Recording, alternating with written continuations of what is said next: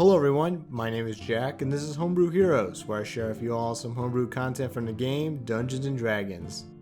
Today I'm going to show you some ways to harness the power within and become a stand user, just like those from Jojo's Bizarre Adventure.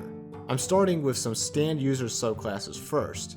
There are full-on stand user classes for D&D, like the Reflectionist and the Channeler. But since they can be quite complex and extensive, I'll be covering those in the future.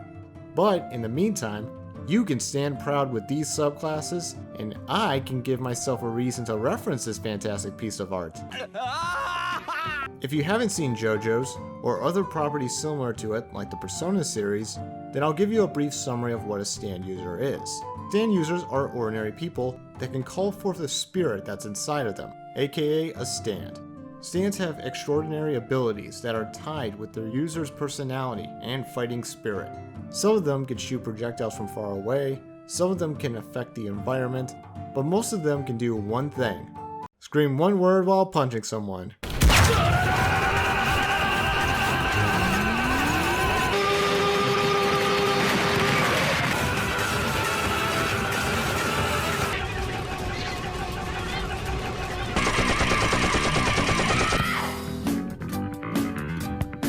As a heads up, each of these subclasses handles stands quite differently, in terms of how they are controlled and how their abilities work.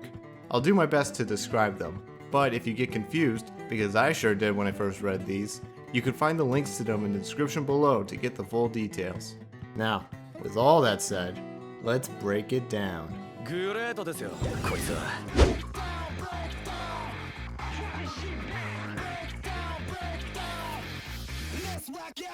The first stand user subclass is the Path of Stardust.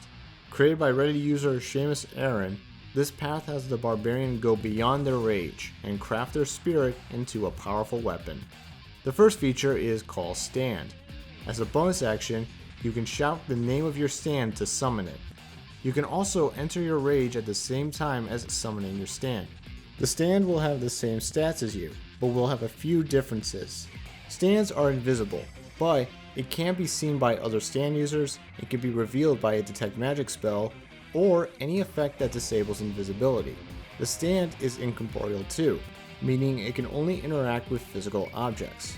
The stand can't take damage, but if it suffers from an attack that doesn't hit you, such as an AoE spell or an attack from another stand, then half of the damage will go to you.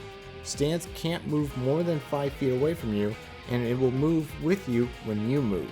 They will also wield a copy of your weapon. It can make a weapon attack on your turn, and will have your rage damage bonus and the brutal critical feature when you are raging. The next feature is Stand Power. This power comes in the form of one spell of your choosing. You can only know one spell at a time, but you can switch it out with another spell when you level up. You can cast this spell at will, but only at the lowest possible spell slot. The spellcasting modifier is your charisma modifier. Some of the spells you can learn include Firebolt, Detect Thoughts, Crusader's Mantle, and Fly. At level 10, you can move with inhuman speed. While raging, you can, as an action, have your stand attack 4 times in a row. The last 2 attacks, however, are made with disadvantage. Your Danger Sense ability will also receive an upgrade. As a reminder, Danger Sense is a Barbarian ability that grants you advantage on dexterity saving throws on things you can see, like spells heading right at you, or on incoming road rollers.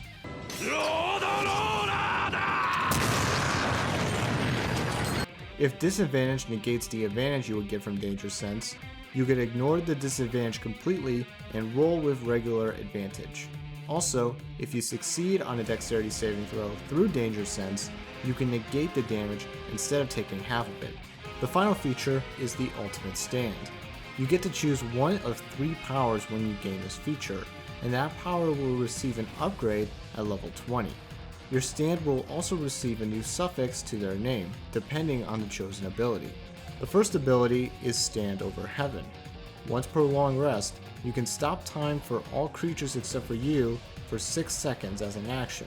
You'll get 1 extra turn to act during the time freeze.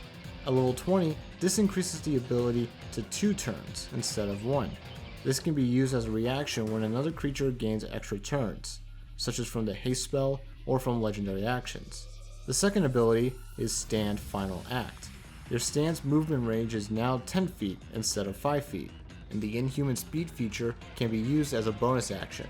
At level 20, you gain a legendary action to allow your stand to make just one weapon attack.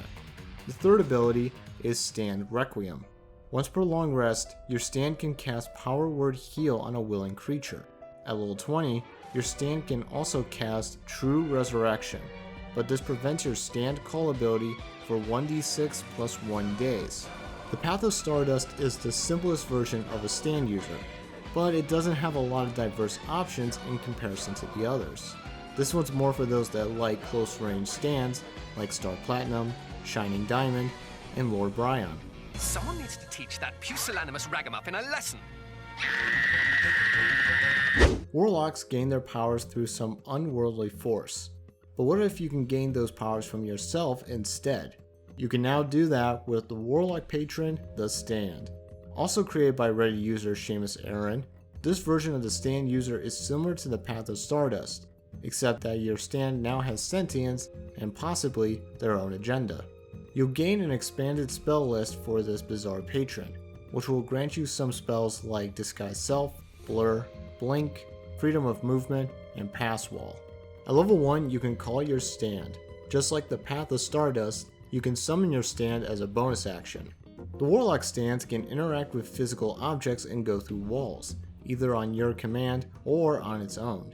The stand can't take damage, but if it suffers from an attack that doesn't hit you, like an AoE spell or an attack from another stand, half the damage goes to you. Stands act on your turn and can't move more than 30 feet away from you, unlike the Barbarian stand user's 5 feet range.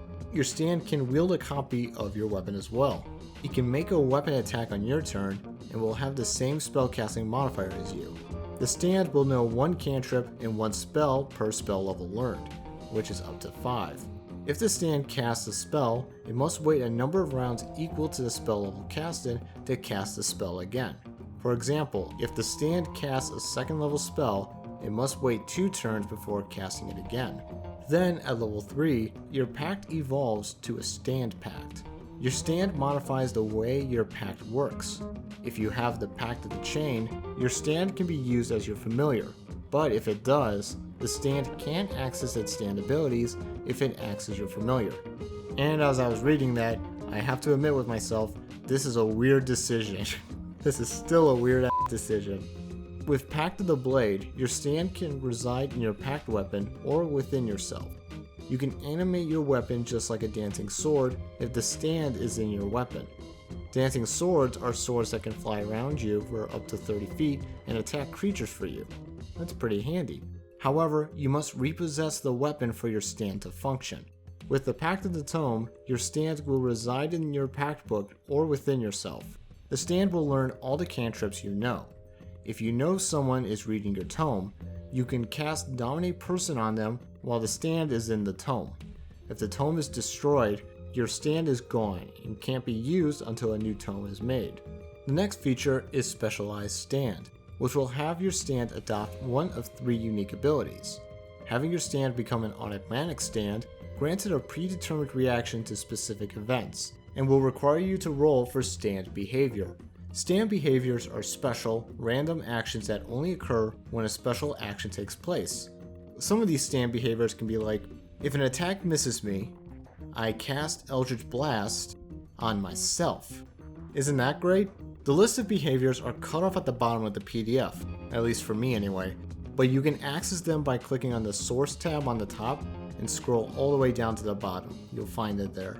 There's also DM rules on how to work with stand behaviors. Erratic stands are chaotic stands that gain a stand behavior at the end of a long rest. If it's a bad behavior and you don't like it, it can be switched out with another behavior at the next long rest.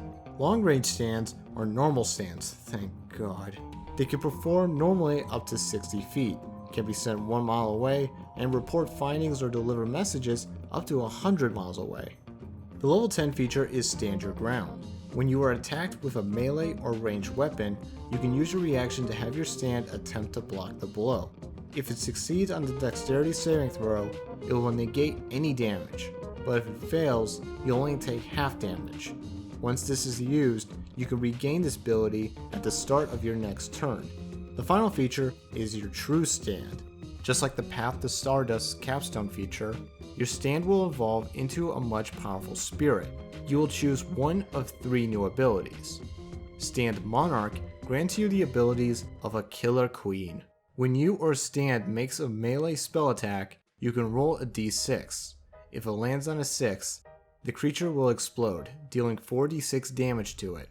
Additionally, you can affect a small object, like a stone, a coin, wallets, or children, to explode as a reaction.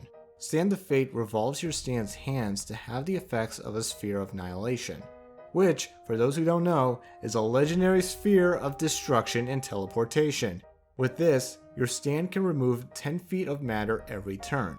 Also, as an action, your stand can attack someone with its Annihilating Touch. On a hit, the target suffers 4d10 force damage.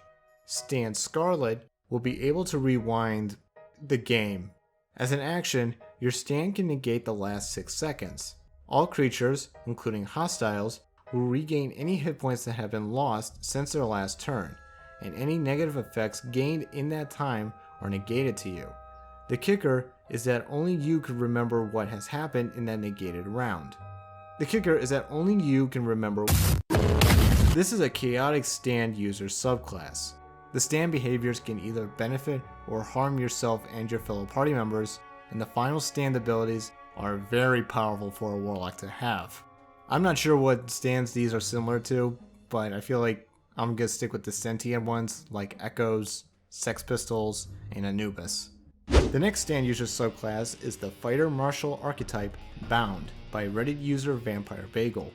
This version has the fighter manifesting a stand from an extraplanar event or item, giving your stand, or a projection as this guy calls them, a mystical connection to one of the outer planes. The first feature is Soul Projection. As a free action, you can summon or dismiss your stand.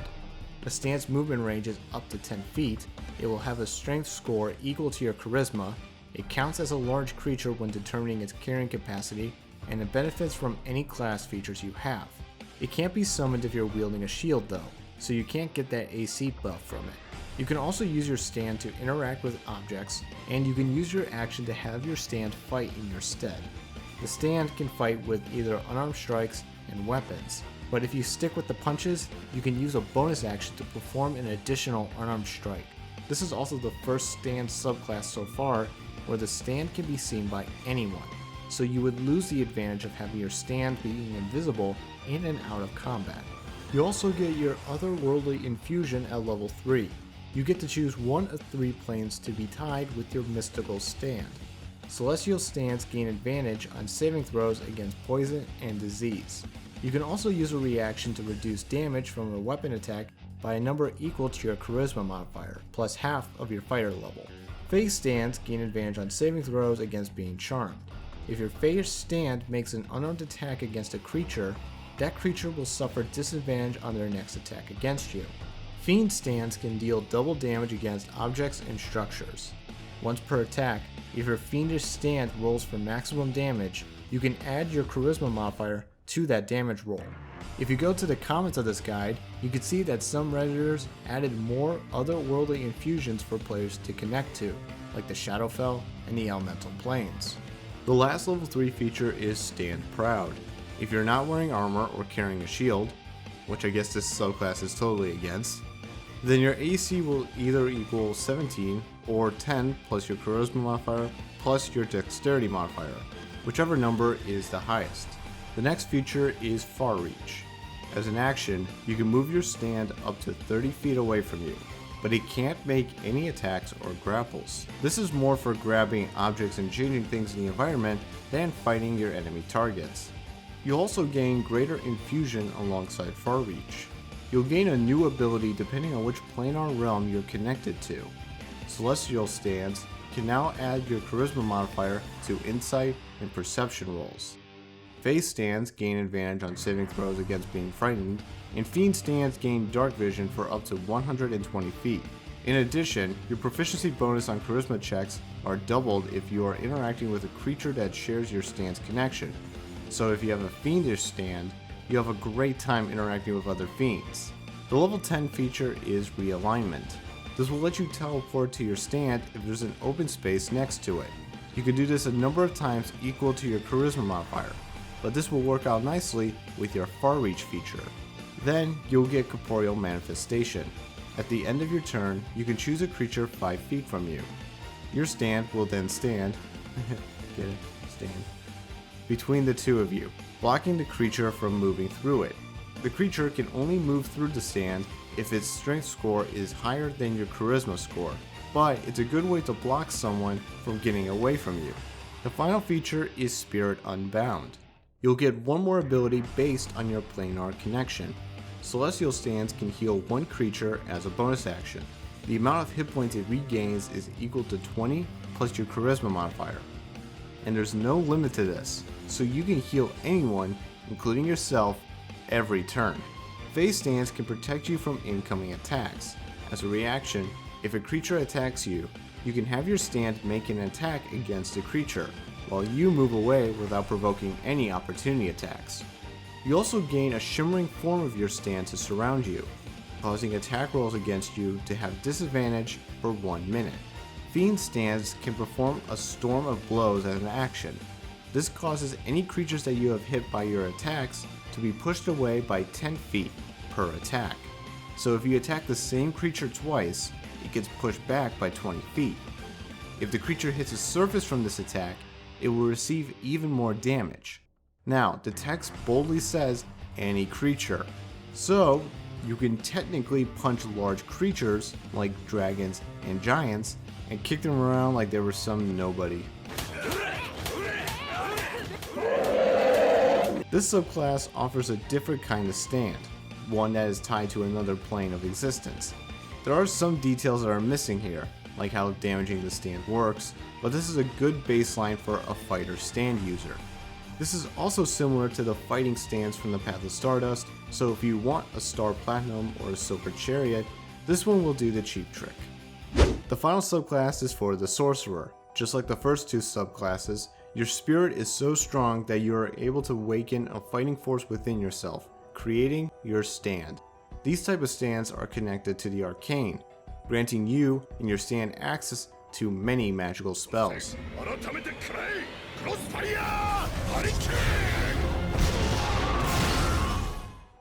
The first feature is simply called Stand. As a sorcerer, you can cast spells normally, but when you summon your stand as a bonus action, only the stand can cast the spells. This stand can also be seen by everyone, but only you can see through the stand as if it was translucent. The biggest difference between this stand and the other stands is that you'll gain exhaustion if you leave your stand out in the open for too long. For every 30 minutes, you'll gain 1 exhaustion point, so be wary of how many times you'll use your stand. The stand will also stand 5 feet in front of you, but it can detach itself from you as an action.